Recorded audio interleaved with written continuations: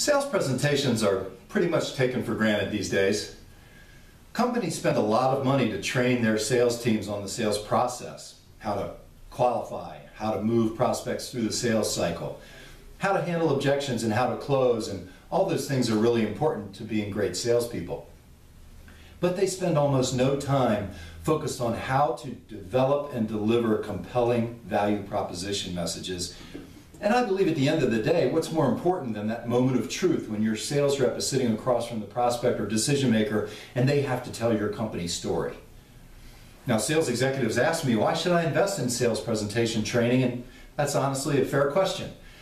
I believe I've got three really good reasons. Number one, there was a study done of over 9,000 buying executives. Those buying executives agreed that 9 in 10 sales presentations that they sit in on end up to be a total waste of their time. Now, to me, that's not a sales process problem, that's actually a sales message problem. Now, reason number two is another study of similar executives said that 8 out of 10 features that are promoted by salespeople in their sales presentations end up having no impact on the buying decision. Again, not a sales process problem, that's a sales message problem. Here's reason number three, and perhaps the most compelling of all. Companies that invest in sales presentation training and make it a part of their core competency, they see their closing rates rise dramatically. Great example, a food services company that's headquartered right here in North Carolina. They place significant resources on ensuring that their sales teams know how to develop and deliver a compelling, dynamic, impactful message that differentiates them from their competitors. What was the result? Their sales results and their closing rates more than doubled.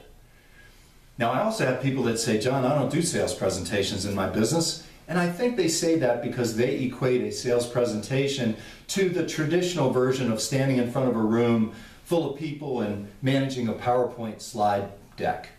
And that's certainly one form of presentation, and some people don't do those. But I think we all do presentations every single day.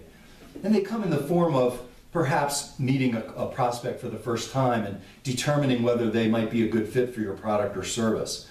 Maybe it's sitting across an office desk from a decision maker and you're in a one-on-one sales environment.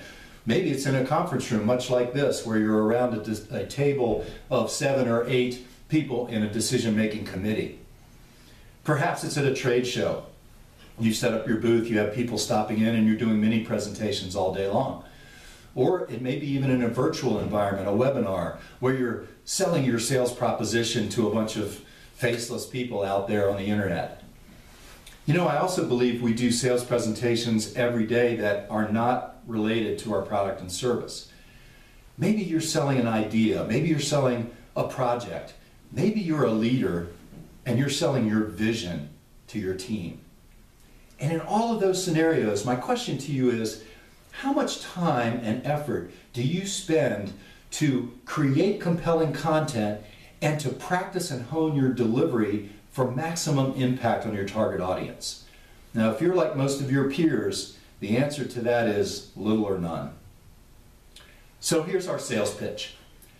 Give us your team for a day, and at a fraction of the cost of traditional sales training, we will ensure that all of your people know how to develop and deliver the most compelling sales propositions possible, and your win rate will rise.